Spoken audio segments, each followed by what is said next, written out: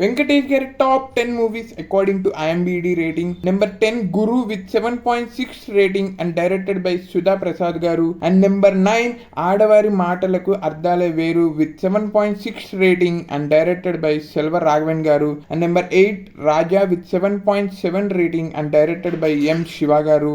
And number 7 Malleswari with 7.8 rating and directed by Vijay K Bhaskar garu. And number 6 Two Town Rowdy with 8 rating and directed by Dasar Narayan Rao garu.